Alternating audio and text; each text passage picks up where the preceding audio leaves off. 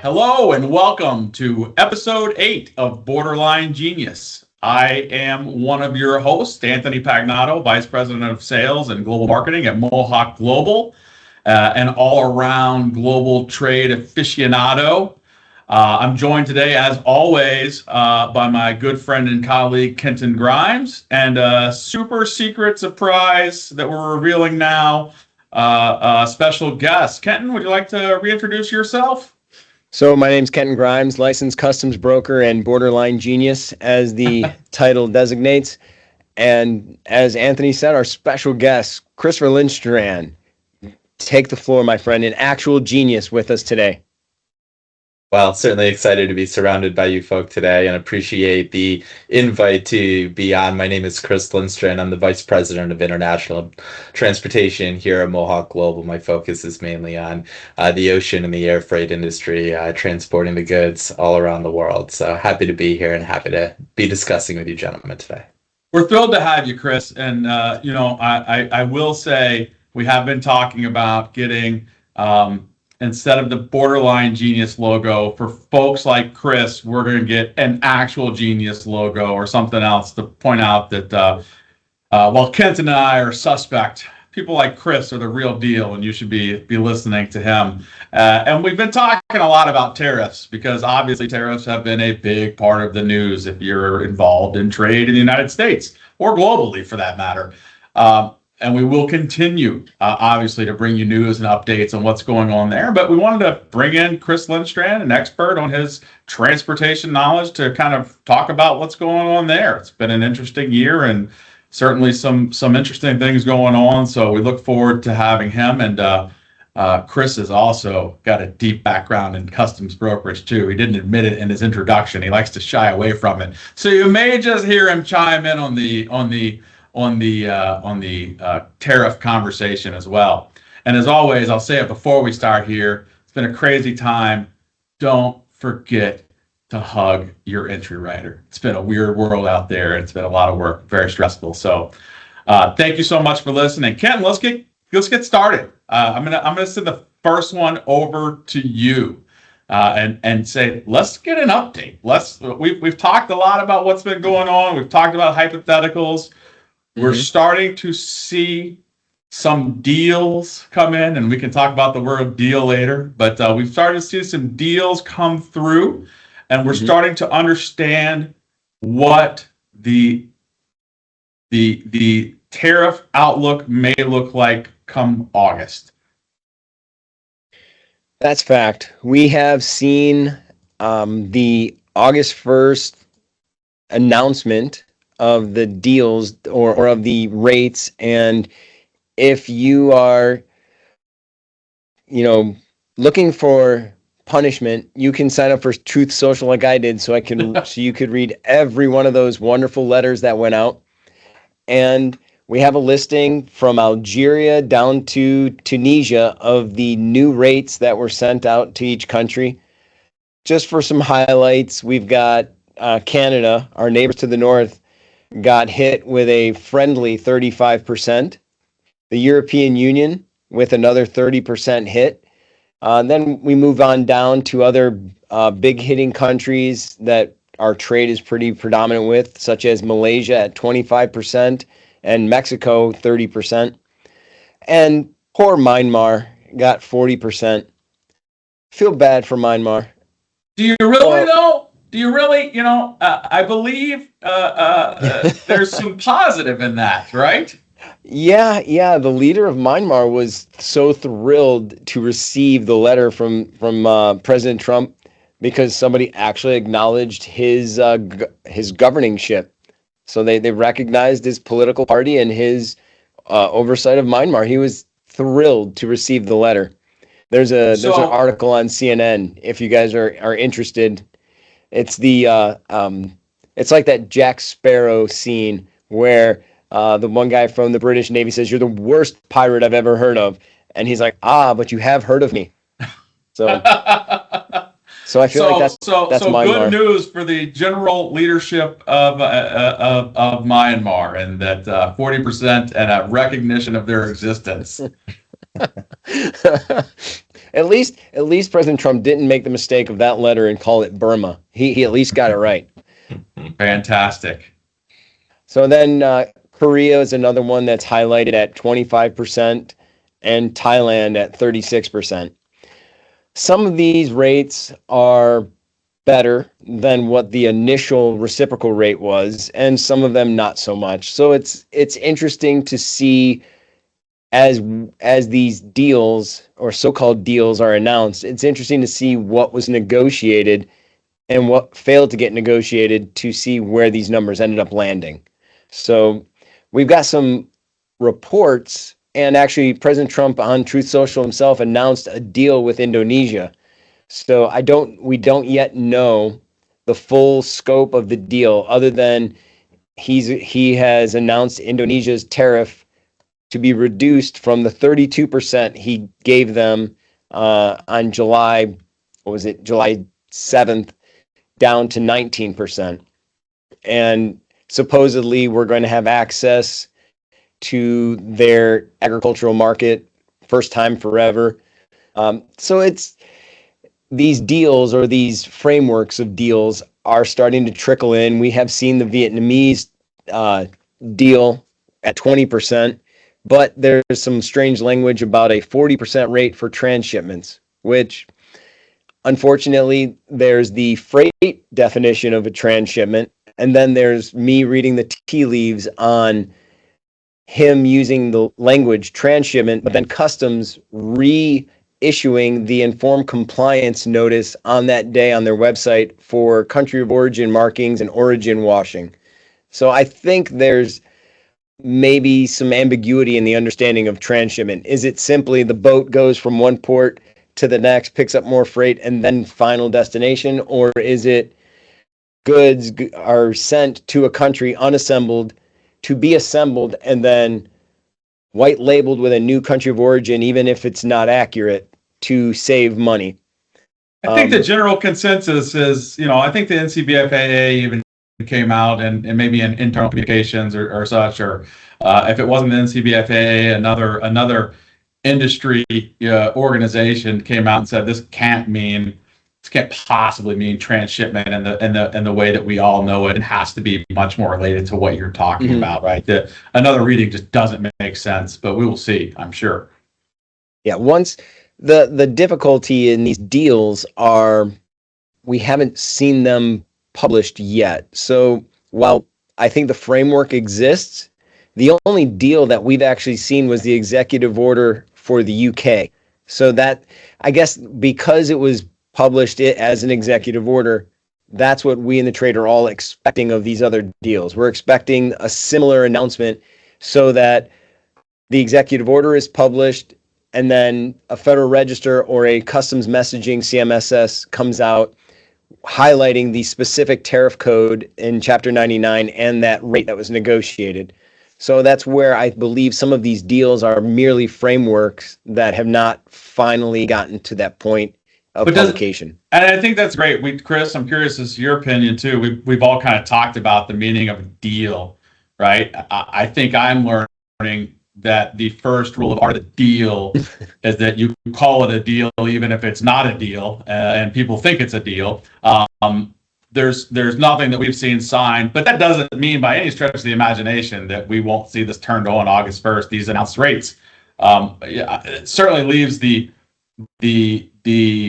potential that if something were to go wrong, dotting the I's, crossing the T's, and we'll use Indonesia as an example, right? We have a quote from the president of Indonesia basically alluding to the fact that this was one of the most challenging negotiations they've been a part of. If there's a misinterpretation, I'm confident that the rate announced, what was it, 19%? For Indonesia, yeah, 19, correct. 19% will go into place on August 1st. But clearly, if on August 20th, it turns out there was a misunderstanding or whatever between Indonesia and the U.S. negotiators, we could see that change. So I don't think there's anything.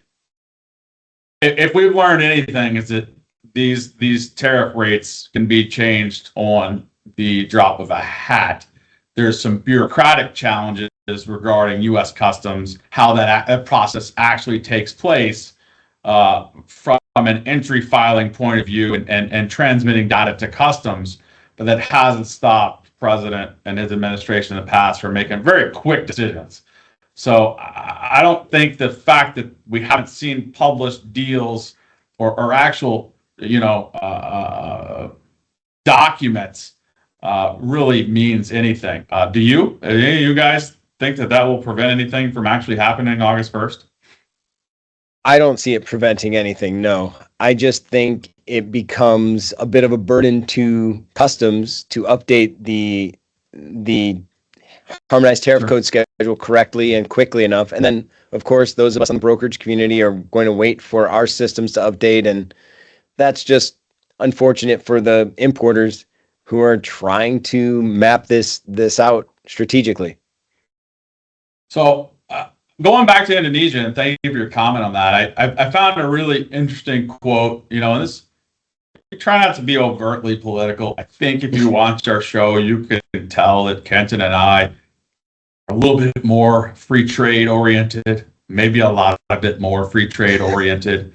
Understand that reasonable minds may disagree here. And so without harping on it, this is an area that I like to point out where I feel something a little funny or a little odd. We got Commerce Secretary Howard Lutnick, right, stating in an interview when talking about the deal made with Indonesia, simply put, he said, no tariffs there. They paid tariffs here, switching the asymmetry our way.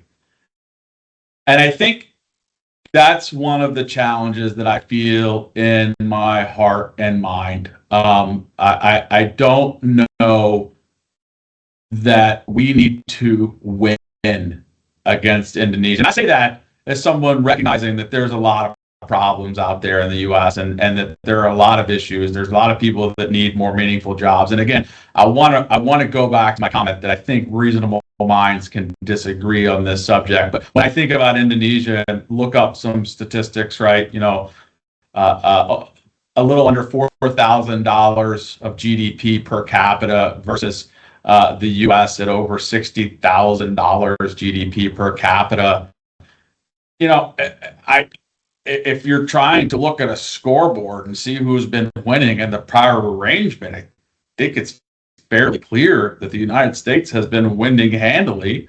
And so to put out there that this is some great success because now we've now turned the tables, boy, that feels very, very strange to me. I'm curious if any of you have any thoughts on that or don't want to touch it with a 10-foot pole because it is a bit of a political hot potato. Chris is backing away in his chair. I agree.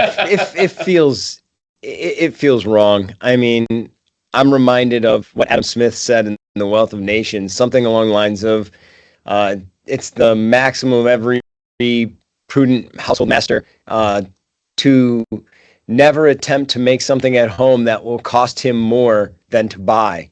And he says, what is prudent in the conduct of every home can scarcely be prudent in the conduct of a great kingdom or nation. So I struggle just idealistically with that, and then I saw the announcement, I think Fox News and the president posted $100 billion in tariffs collected this fiscal year. And it's, it's the highest amount ever. And it was a brag post. And I'm like, I don't understand how this is bragging. I'm confused, but yeah, because we collected it from the other countries, right? Sure. No. Oh, okay. So there may be some question marks there. We should move on before we reach a cancel culture in our 8th episode. So I think we got to get to at least episode 20 before we're officially canceled. So I think we should move on from that. But Kenton. Great update. I think the only other area that we're going to touch on related to tariffs was copper, which has been a big conversation all of a sudden.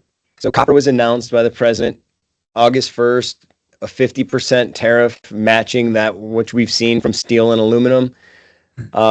Now, again, this one's a little bit nebulous because the investigation, the 232 investigation, is still showing as pending. If you go to the Bureau of Industry and Security's website, the BIS website, it is not concluded. Now, again, totally reasonable to believe that the president has seen a preliminary report suggesting 50% tariff is appropriate. Does not scream unusual to me, but it is somewhat problematic for the importers to exercise due diligence and reasonable care because we don't know what is going to be targeted. We have Annex 2, which was that listing of tariff codes that were exempt from reciprocal tariffs on Liberation Day. The entirety of Chapter 74, which is brass and copper, makes sense, that's on there. But then the question is, what else? I suppose electronics, anything with a copper wire. I suppose anything with coolant. You've got the copper coils that are used in refrigerant materials. And then there are some really obscure things. If you're, depending on your shoe type, there are some people out there right now that are buying these Earth Runner shoes, which have a copper plug at the bottom. And supposedly it helps you with grounding to the earth. Again, I don't know. I'm not wearing any, but those I presume would fall under this because it has copper. Now, will shoe wear fit in that announcement? I don't know. We saw this problem being problematic on the steel and aluminum as well. When the Federal Register notice was published, there were some gaps and some things that were not listed, such as aluminum cans and things for beverages. So they had to revise it. I think it was a revision within the first 30 days.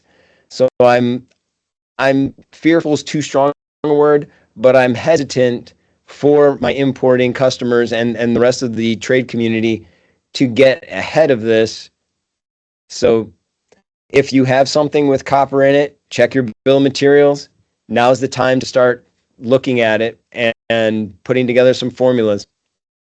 Yeah, you have to plan on paying the tariff, right? At this point, based on everything we've seen, there'll be a derivatives list that highlights everything that's covered, and a lot of stuff will be included, and the stuff that is not included will appear random and arbitrary to people who haven't been part of those conversations. Is that a fair way of stating that? That is a fair way and succinct way of saying I'm not saying it is random and arbitrary. Like, certainly there are people working on this stuff, but it's almost impossible to predict from our seats what will be left out. So if you are importing goods containing copper, plan on a tariff coming your way, and if you get lucky and you're on the derivatives list, so be it. Hey, I heard they have top men working on it. Top men. Oh, for sure. Only the best. Yeah, and the one last thing, Port of International Trade. It's a lovely place. I plan on visiting it next summer. No. You need to stay out of all ports. First of all, come on. Yeah, I don't think you're allowed. So we talked last time about the CIT having ruled against the reciprocal tariffs because of an overstretch of IEEPA, and that has been appealed. And the hearing at the appellate level is going to start on the 30th. So oral arguments begin then, and we see if the appellate court agrees with the CIT and says that IEEPA does not grant the president tariff authority. We'll find out. That's a to be continued. I argue that it will go to the Supreme Court, and just like everything we have seen so far this year, in fact, we are recording a few days after the Supreme Court basically are effectively made it legal for the executive to dismantle a congressionally created and funded the Department of Education, right? And so which is a complete change in the way the law is interpreted. So while you seem to think that this could go importers' way, I'll say it here today. I will eat my microphone as the Supreme Court in any way, shape, form, or fashion rules in a way that supports that the use of IEPA by this administration was unjust. I'll do it on camera for everybody. It'll be a great clip. It'll be all over LinkedIn. Don't eat that copper. It's too expensive. You can just think of how much you can get for that recycling. Absolutely. Or when I fly back in, I'll have to claim it, right? I'm sure human bodies are on the derivatives list. So I only think that the Supreme Court will not hear the case if it's resounding that the appellate court agrees with the CIT, because it's an N-bar hearing and every federal appellate judge is going to be on the decision. I think if it's strongly concluded that the lower court got it right, that the Supreme Court will be less inclined to hear the case. And that's, what do I know? I'm just a customs broker, but if the Supreme Court hears it, it's certainly on political grounds and not because of the merits of the case itself. So thank you for that. One last piece of tariff-related news that I'll throw in here that for those of you that haven't seen it, the inflation numbers have come out for June of 2025, and for the first time this year, we have seen a slight uptick in consumer inflation, the CPC, right? Consumer Price Index, excuse me. Mm-hmm. We have seen an increase. So there is, we're talking 0.3%. I see a lot of arguments online when we look at tariffs saying that, between people who think tariffs are great and people who think that they're terrible, one of the common arguments is it's going to cause prices to go up. One of the common rebuttals is, but prices haven't gone up yet, so nanny boo-boo. And the other then counter rebuttal to that hasn't been long enough. This stuff is washing through the system. Those of us in shipping, and this will be a great segue into our conversation with Chris, those of us in shipping know that it takes a substantial amount of time for product ordered, in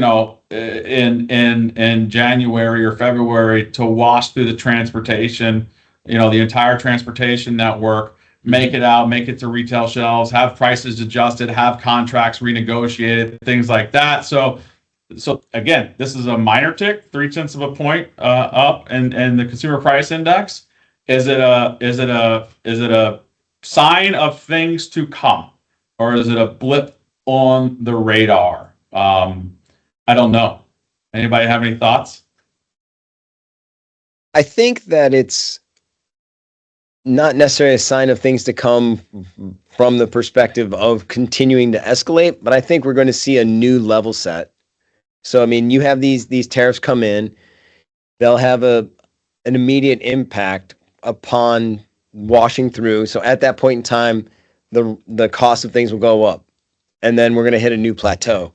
So I think we'll see, maybe over the next 90 days, another blip of 0.5 point to a point on the consumer index go up, and then it'll plateau there, and we won't see anything move because the new price standard will be set.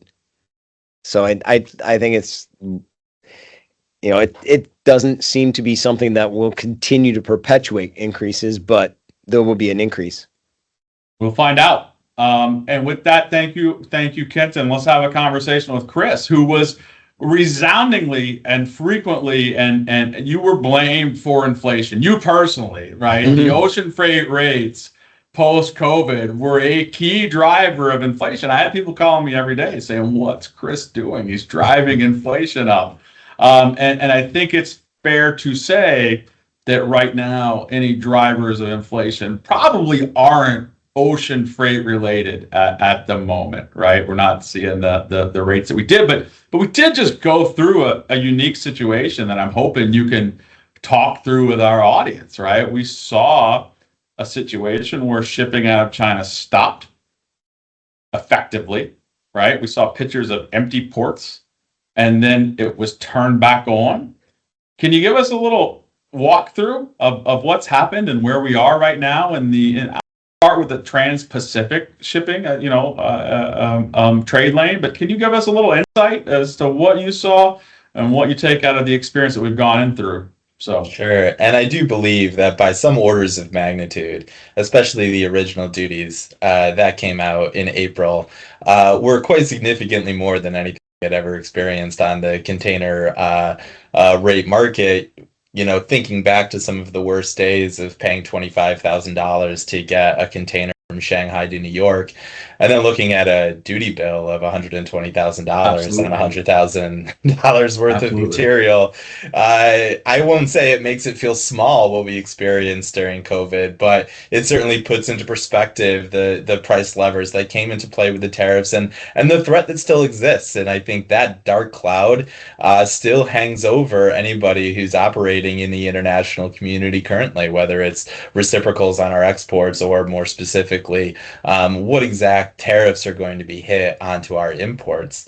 And what we've just gone through and what you just mentioned here in 2025 is another attempt by our industry, I think, to have a normal year get completely harpooned by something that, well, I suppose this one was a bit more predictable than our last one. But really, since 2019-2020 shipping season, we've not ever seen sort of the normal year. And throughout the entirety of the 2010s, you saw patterns emerge, and they were relatively easy to predict and relatively easy to plan for. And then COVID happened, and obviously the market went completely haywire. We've never quite been able to achieve that equilibrium again.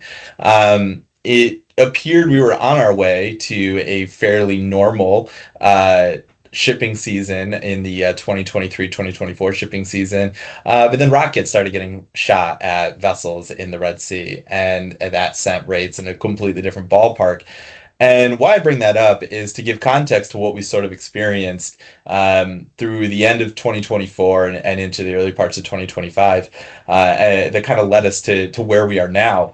You know, to remind folks is at the end of 2024, we were facing all kinds of disruptions that were not necessarily tariff related. That was sort of a tertiary concern. We were facing labor concerns and other things along those lines, including the continued closure of the Red Sea. We were facing potential East Coast labor strike, first in October and then delayed to January. We were facing all kinds of challenges, and then the election of the Trump administration did stir some fears about what the future was for the tariff landscape. I'm not necessarily sure that some of the doomsayers at that time could have even predicted the board of reciprocals that would then come out 4 months later. So that certainly sent us into quite a bit of a tailspin. And so we had a rubber band effect that really came into play, whereas once the severity of the tariffs came out, the quite predictable stoppage of shipments occurred, right? Specifically, starting first in Southeast Asia and in India when the first reciprocal tariffs were announced, and then when they were paused, but China hit more severely, and then the subsequent escalation, you had that shift of now, okay, shipping's going to stop out of China, and rather abruptly as well. And so the carriers, the ocean carriers moving those containers did what is prudent in those scenarios, which is they severely restricted the amount of vessel supply that they put into these trade lanes. If there aren't containers to move, why ship empty vessels? And so that was done. And then a month later, we get the pause. And I think there was a large prediction of what was going to happen. And you talked, Anthony, when you started this about no shipping to a lot of shipping. And hearken everybody back to April of 2020. When Chinese New Year, no one came back to work, no one shipped. And then everyone went home, and then they needed office furniture, and there was this and there was that. And next thing you know, everyone was shipping by May of 2020. And that began a problem that escalated into the scenarios of 21 and 22 of the $25,000 rates and difficult time getting on vessels and all of the horrors and the nightmares of the supply chain world that rattled out from that, be it congestion and container shortages and everything that we dealt with for 24 months. And so it brought everyone back to this. This is going to happen. All these things are going to happen. And no one was wrong for pointing out that that was totally in the realm of possibility. The carriers had moved vessels out. They had restricted capacity in some cases by 50%. And now all of a sudden everybody wanted to ship material. And here's the kicker: that material was already made. It was ready to ship on April 8th. But it was placed on the warehouse floor and said, no, that's going nowhere until we figure things out. So it wasn't that things needed to be produced. It was ready to ship right that moment. And so we were right as an industry overall to warn of what could happen. Looking back now, though, a lot of that didn't play out. And a lot of that didn't play out for several reasons. And most notably, certainly, is what was everyone's concern was the rate spike. Now, the rates did spike. Some people might listen to this and say, what do you mean? Those rates definitely spiked, and they did. But to compare that to April 2020 or anything that happened after is obviously quite different. And in fact, it is quite different than what happened in December of 2024 when the rates spiked in January once we realized that the Red Sea was actually going to close. December of 23 into January 24. We had rates then spike and then maintain that spike for several months, full quarters. And we really didn't see relief from some of those spiked rates until after August. And so a rate spike that started in January, softened a bit in the middle periods, and then resumed in the summer peak seasons. We really didn't have relief for that. Whereas what we just experienced was about 40 days of spiked ocean freight rates, of fears about there weren't going to be enough containers, of fears about there weren't going to be enough vessel supply. But that really didn't play out. And I think the biggest reason for that was we shipped everything that was on the warehouse floor on April 8th. But not a whole lot was newly ordered. Not a whole lot was newly produced. And at the same time, the carriers were able to inject capacity back into the market, possibly faster than they expected to. We also had outside entrants, folks like CU Lines come in and say, hey, we're going to join this. While there's $6,000 rates to LA, I'm going to take advantage of that and throw a couple of vessels on the water. And what they did is they made sure that the rates to LA dropped below 3,000. And they said, well, that's not profitable for me anymore. I'm back out. So we had a lot of injection in capacity, not that backwards demand, or not that fulfilling demand behind that initial surge. And that's put us into an odd equilibrium, because right now we should be talking about peak season. And instead, what we're talking about is slack season, which is quite different of a scenario for us to be in July of most years. But then again, we haven't had a normal year in the 2020s. So, so I'm gonna go back to that, because I'm gonna challenge you on something here. But before we get to that, let's talk about what let's talk about how, oh my goodness, train of thought. This is the problem with a live podcast, by the way. Somebody say something smart. You say 2020, right? And this is off topic. I used to attribute the world turning upside down to the Hanjin bankruptcy, and I don't think that there was a normal year after that. What other black swan events can we put out there that before 2019 that have really had a profound effect on the industry? Yeah, well, if you recall, the Hanjin bankruptcy occurred during a pretty horrendous trade war for the carriers. Yeah. Not only did we lose outright Hanjin, other carriers needed to be saved by governments such as Hyundai, who essentially the Koreans essentially selected Hyundai over Hanjin at the time. But we also had a mass consolidation. We lost all kinds of carriers, UASC, APL, all kinds of names. You can go down it. We're swallowed by the bigger players. So that certainly was one. It seems so little now in hindsight and in context. But the original Section 232 and 301 tariffs caused quite a stir, right? Absolutely. Now, there was a timeline built into that. But at the same time that those tariffs were being announced on the timelines that they were being announced, we were also in the midst of a peak season. So all of a sudden, there was a huge rush of cargo. And it didn't necessarily change the industry, but looking back now, it was a bit of foreshadowing of what was to come. Sure. And contextualizing what we experience now versus what we experienced then, it's quite stark to see two things from it. One, the sheer size of the difference. Back then we were very concerned about calling clients and informing them of a $300 peak season surcharge. Now we call and talk about 2,400, or CMA at one point announced a $4,000 peak season surcharge in the I wake of remember the when you 5.9 forwarded me calls. that email. I said, "Oh my goodness!" Yeah. And please, on air, do not say my comments to that. But the second thing that it did, and it's very much highlights from back then to now, is the fact that the carriers are able to do that the carriers are able to enforce massive rate movements.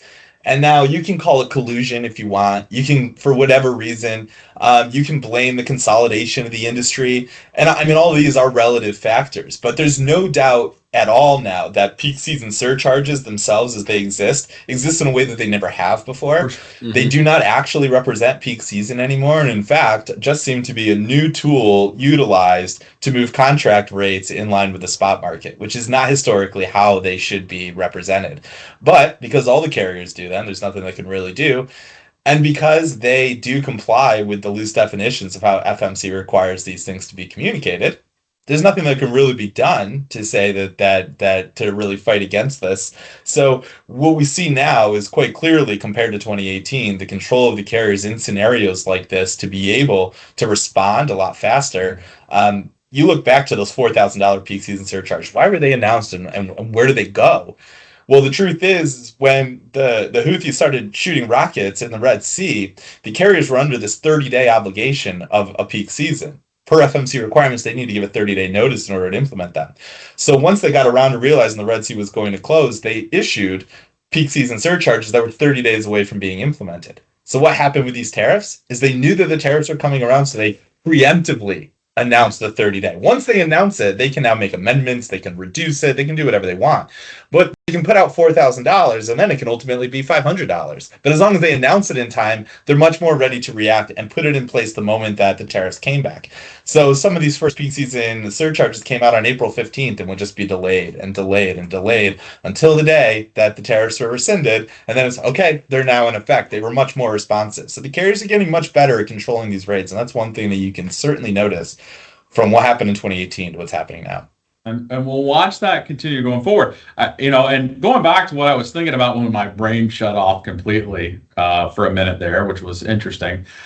We were talking about the drop off in freight and the fact that there were no inventories behind the stuff that was sitting on the docks, right? And slipping freight, the shipping obviously slowing down. I've often contended that being in this industry, and I'm sure you guys have had conversations with this with friends, family, colleagues.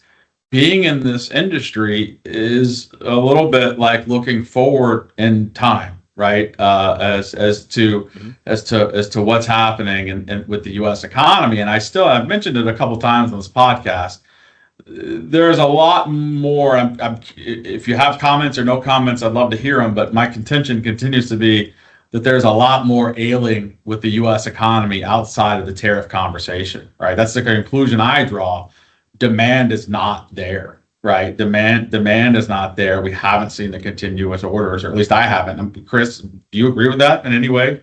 I do, and I think one of the things that we're blessed with at Mohawk is that we are not a commodity-specific forwarder, which Absolutely. Allows us to have our hands, so to speak, in so many different sectors, right? We don't just import apparel or things like that. We target clients across the spectrum of business, and it does allow us to have some insight into things like we have clients who support home building.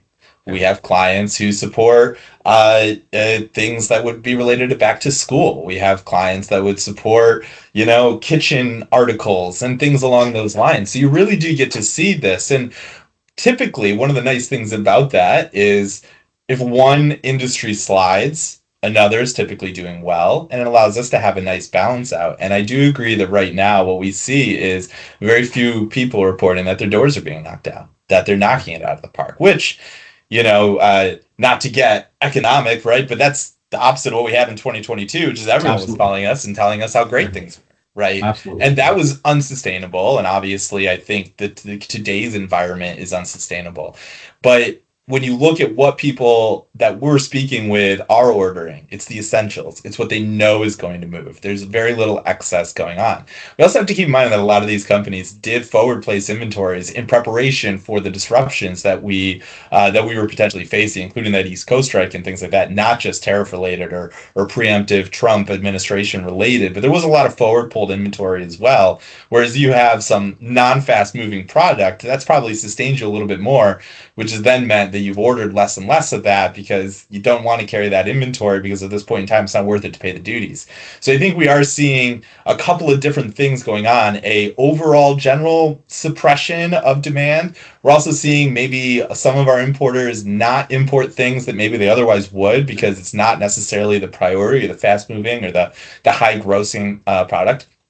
But the third thing that we're seeing too is unusual ordering patterns, right? So you have these pockets of quote unquote stability where a tariff has been paused for a period of time and you say, well, who knows what's going to happen in a month and a half? I better order a bunch of that now. And so you have some of that maybe funneling into the air freight market or things like that. Yep. So it's very non-pattern specific, unfortunately, which makes forecasting quite difficult, not just in terms of trying to forecast rates, but in trying to forecast, when are we going to experience issues and with what? So it's very difficult to do that because of the inconsistency. But certainly, I mean, you can't blame anyone for the way that they have to try to be as reactive as possible. Thank you for that, Chris. I think that was a wonderful summary there. And in general, when we've talked about a lot here, and I appreciate the wisdom you bring to the conversation, but to sort of recap in the simplest of terms, we saw no shipping, then we saw a shipper's market, a carrier's market, and now we're seeing a bit of a shipper's market. Are there any thunderclouds as we get into our last 6, 7, 8 minutes here on the podcast? Are there any dark clouds on the horizon that we need to be looking out for? Well, if we've been taught anything over the last 4 years, it's that we really don't know the dark cloud that probably sits always over dark our clouds, right? Yeah.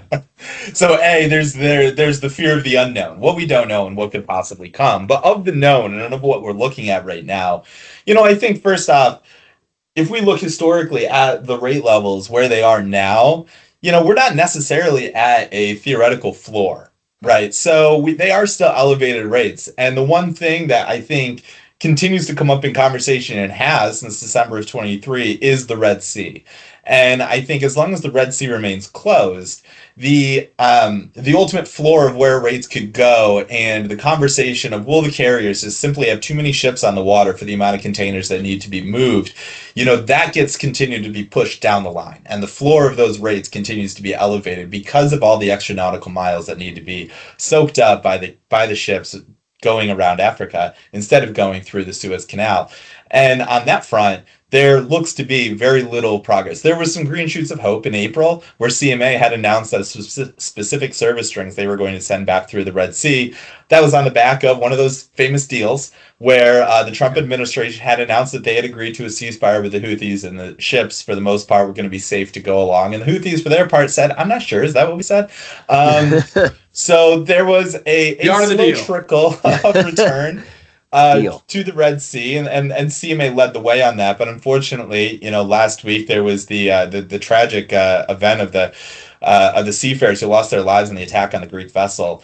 And what that has done is first off, of course, stopped anybody to say we're going to go back through the Red Sea. But also, one of the ideas from the very beginning that was put out by the Houthi government was that they were attacking only vessels that were related to Israel, to the state of Israel, in support of the Palestinians. There are no suggestions that this vessel that was attacked had any ties. And going back to the initial attacks, there was no suggestion that vast majority of those vessels that were attacked had any ties. And as a matter of fact, one in particular, I remember, I believe it was the CMA CGM Taurus, was pointed out that it was on its way to Israel, and it in fact was not. It was calling in Lebanon, it was calling in Turkey, but it was in no way going to Israel. And again, that response seemed to be because everyone was like, listen, there's no Israeli ownership in this vessel. CMA is not Israeli. Where's the Israel connection? Oh, it's on its way. No, it's not. So because of that, with the Houthis have just shown is regardless of them coming out and saying, these are the only vessels we're targeting, is they're either really bad at targeting vessels that are in that trade lane, or that they are much less discriminatory than they claim to be. And it's not necessarily just the importing community or the shipping community itself that'll say we don't want our goods going through there. The carriers themselves will say we don't want to put our seafarers, our mariners, and our vessels at risk. It's also the insurance companies too who will say we are not going to insure vessels going through there. That's really going to grind traffic. And unfortunately, this coming out after a supposed ceasefire means I don't think there's any return to the Red Sea until there's something much more concrete or official. And what that could possibly be, I'm not sure. So it really suggests that the Red Sea is likely not going to reopen anytime soon. So it's not necessarily a black swan event or something that could materially change. But what it could have done is materially change things for the better. Improvement of transit times, structuring sailing schedules the way they should be. Europe, if you're in Europe right now, they're dealing with and have dealt with massive amounts of congestion, elongated transit times, and all these things.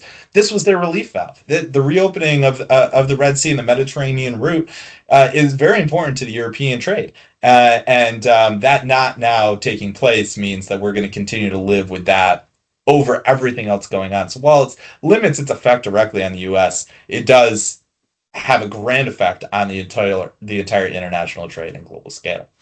The other thing is those importers right now who are looking at their freight rates take a plunge off the rocks right now and laughing and enjoying that scenario, right? And saying, yeah, okay, we're past that tariff thing and everything's going to be fine now. Let's keep in mind that we're not yet in peak season.